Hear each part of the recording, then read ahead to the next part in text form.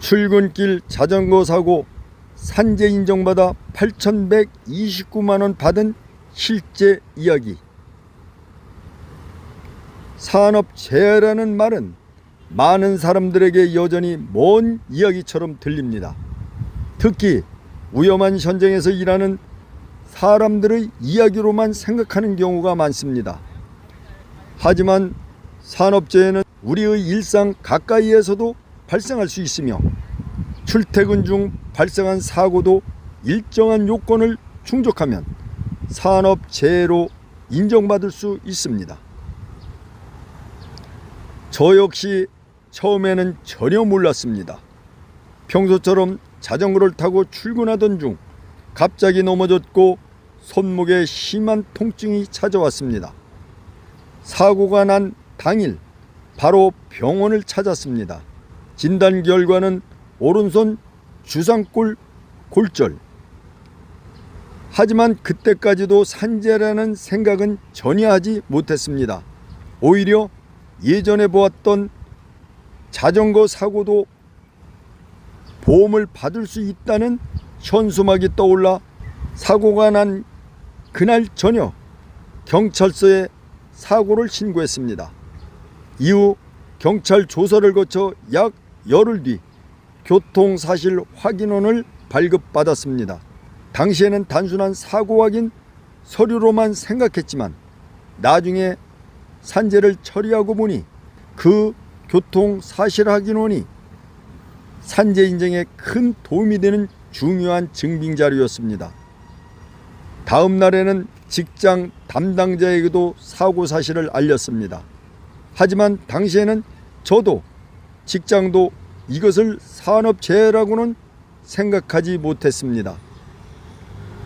38년 동안 사무직으로 근무하고 정년퇴직을 맞이한 저에게 산재는 늘 위험한 현장에서 일하는 근로자들의 이야기로만 여겼기 때문입니다. 그렇게 물리치료를 받으며 약 5개월이 지났습니다. 그러던 어느 날 건강보험공단에서 연락이 왔습니다. 담당자는 출근 중 발생한 사고는 산업재해로 처리해야 하는 대상이라며 근로복지공단에 산재를 신청하라고 안내했습니다. 또한 산재로 처리하지 않으면 그동안 건강보험에서 부담한 치료비 106만 540원을 환수할 수 있다는 설명도 함께 들었습니다. 그제야 출퇴근 중 발생한 사고도 산업재해가 될 수 있다는 사실을 처음 알게 되었고 곧바로 근로복지공단에 산재를 신청했습니다.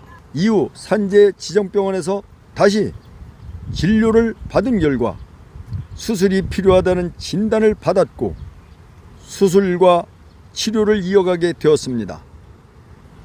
산재 승인이 이루어진 후 근로복지공단은 문자 메시지를 통해 받을 수 있는 급여와 지원 내용을 차례대로 안내해 주었습니다.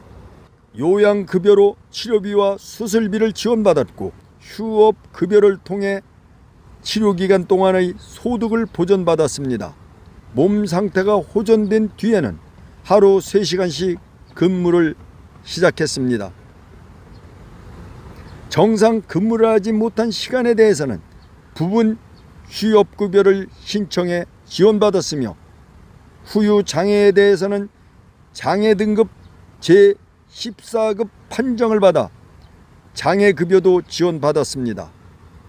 이처럼 요양급여와 휴업급여, 장애급여 그리고 부분 휴업급여를 포함해 최종적으로 지급받은 산재보험 수혜금액은 약 8,129만 원이었습니다.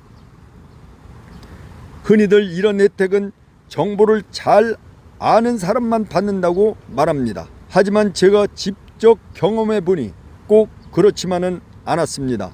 근로복지공단은 문자 메시지를 통해 받을 수 있는 급여와 지원 내용을 비교적 상세하게 안내해 주었습니다. 그러나 모든 제도가 자동적으로 이루어지는 것은 아니었습니다. 자연휴학림 산림취업 프로그램과 부분 휴업급여 등 일부 제도는 본인이 직접 확인하고 신청해야만 혜택을 받을 수 있었습니다. 산재요양을 경험하면서 또 하나 느낀 점이 있습니다. 산재 대상이 되는 많은 분들은 경제적으로 넉넉한 분들보다 치료와 생계를 함께 걱정해야 하는 분들이 더 많았습니다. 좋은 제도가 마련되어 있어도 교통비 부담이나 이동의 어려움 때문에 이용을 포기하는 경우도 적지 않았습니다. 그래서 자연휴학림 산림치유 프로그램은 제도를 마련하는 것에서 그칠 것이 아니라 실제 도움이 필요한 분들이 이용할 수 있도록 교통비 등 현실적인 이동 지원 방안도 함께 검토되었으면 하는 바람입니다.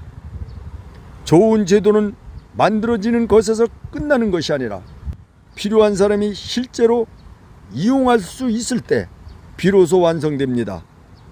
이번 경험을 통해 제가 얻은 가장 큰 교훈은 돈이 아니었습니다.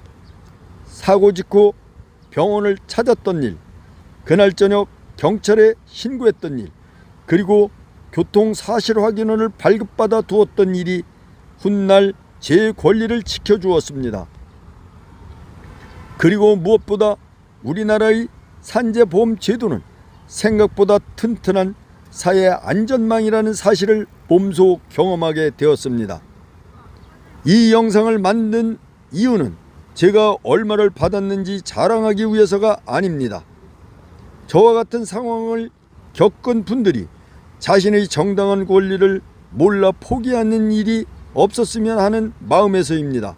산업재해는 특별한 사람만을 위한 제도가 아닙니다.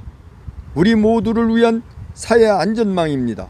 그리고 권리는 알고 신청할 때 비로소 지킬 수 있습니다.